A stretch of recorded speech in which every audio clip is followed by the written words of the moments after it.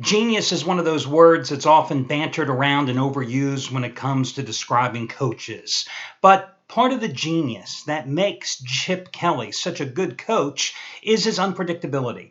Because I think he had reasonable expectation going into last night's game against Carolina that the Eagles would come out and try to establish the run. After all, with their offensive line, the healthiest it's been all year and improving each week, the Eagles, with LaShawn McCoy and Darren Sproles and Chris Polk, had averaged 152 yards rushing the past 4 games and nearly 5 yards a carry. Plus, you had a quarterback in Mark Sanchez, who was making his first start since December of 2012. And granted, he did play 3 quarters the week prior at Houston and played well, but I think you still had an expectation that the Eagles were going to run the ball. Of course, what did the Eagles do last night? They came out throwing. And of course, they could afford to come out throwing with their defense sacking Cam Newton 9 times and just shutting out the Panthers. But instead, Sanchez comes out on the attack. 20 for 37, 332 yards, 2 touchdowns.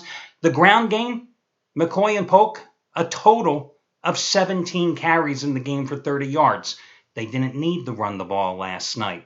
And as far as Sanchez goes, listen, being from the Philadelphia area, I can only imagine how Eagles fans are calling in on talk radio today. Nick who? Nick Foles? What? Him? No, we got to go with Sanchez. Sanchez is going to get us to the Super Bowl. He's going to be the promised land quarterback. He's the guy we're waiting for. The fact is with Sanchez, listen, and this will probably tick off, as last night's performance did, any Jets fans that had to live through his stumbles in New York. The fact is he's playing in a system that's conducive for his success. I mean, this is the best system he's played in since he was at USC.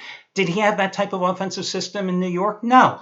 Did he have the wide receiver talent in New York? No. Did he have the tight end talent in New York? No. And did he have a coach that loves the up-tempo offense, an offense that he can thrive in? No. So it'll be, interesting to see, because now the Eagles will be overpriced every single game for the rest of the season after blowing out Carolina last night, and everybody figuring that Sanchez is the new hope in Philly to lead them to the promised land.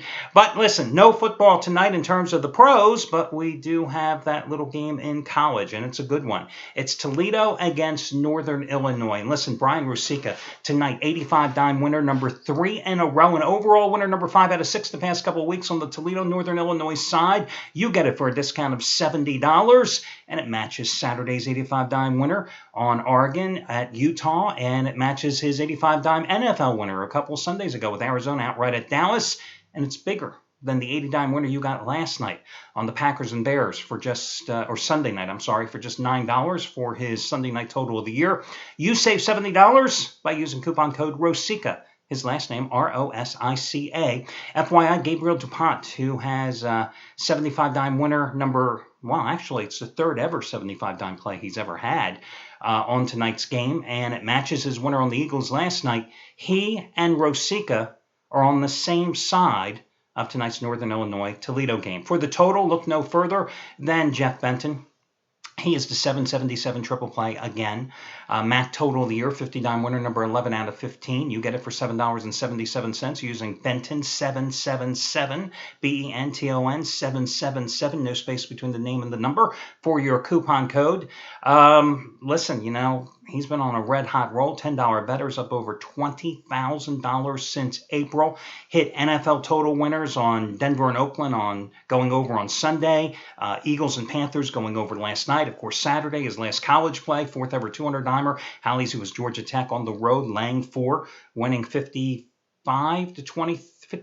to 23, I think it was, at NC State. So anyway, that's from him. And then the charity play of the week goes today. And listen, guys, with the charity play of the week, I'm not giving you nickel and dime plays here. And I say that sarcastically. The whole part of the charity play of the week program, I give you the plays of top handicapper for free, and then I ask you the following day to make a donation to a family, an interested party, somebody that needs some type of financial assistance in a time of crisis and need. Today is no different.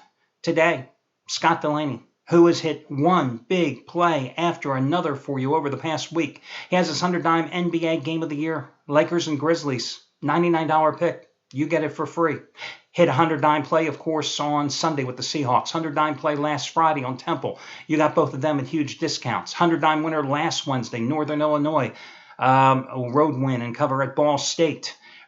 hit his first ever first ever college football 200 dime play on TCU against Kansas State on Saturday. He's on a roll with these plays, 70 and 41 with 100 dime releases in all sports over the past 3 years, and with 50 dime plays or higher, $10 bettors have won $40,940 the past 3 seasons. 3 years, I should say, all seasons combined. And today you get his 100-dimer on the Lakers and Grizzlies, which goes at 8 o'clock Eastern Time for free simply by using his first name, Scott. Scott has your coupon code. Quick congratulations going at to Matt Rivers, who last night hit another top-rated 5,000-star play in the NBA, as you got it for just $22. Second straight Monday. He's skipped the NFL and turned to the NBA and delivered you a nice, easy, free winner. And also props going out to Shawn Michaels, who's followed his 100-dime NFL teaser winner on Sunday with Denver and Green Bay, with a 100-dime winner last night on the Philadelphia Eagles. Let's talk about your free selections here today. A couple of games are appealing to me. I like Portland minus the points at home against Charlotte. Listen, the line is inflated. I'll grant you that because of what the Hornets did just recently, and that was they went to Los Angeles at the Staples Center on Sunday. Lakers were 0-5, and the Lakers blew them out in the third quarter and rolled 107-92 for their first win of the season.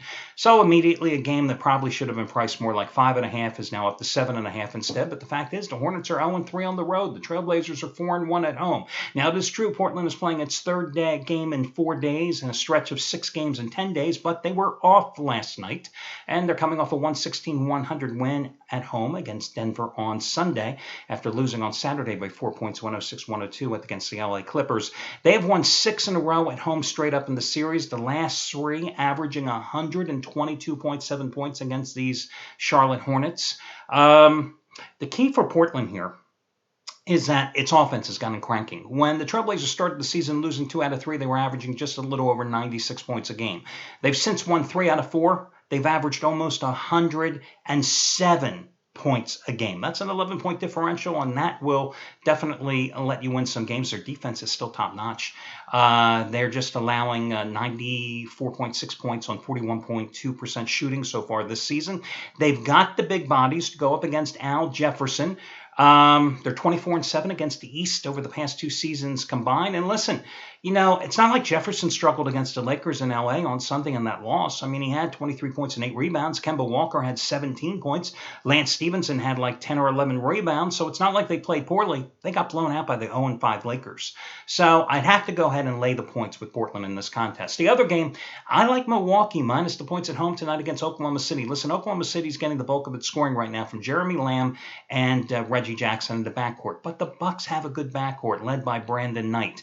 They're coming off a 93-92 win against the Grizzlies at home on Saturday, and that was impressive. Thunder coming off a 101-93 home win against the Kings on Sunday. How does Sacramento lose that game is beyond me. They're 0-4 on the road, however, and I like Milwaukee minus the points in that one. So those are your 2 freebies. I'm going to go with a couple of home chalks, Milwaukee and Portland. That'll do it, guys. Best of luck to you all.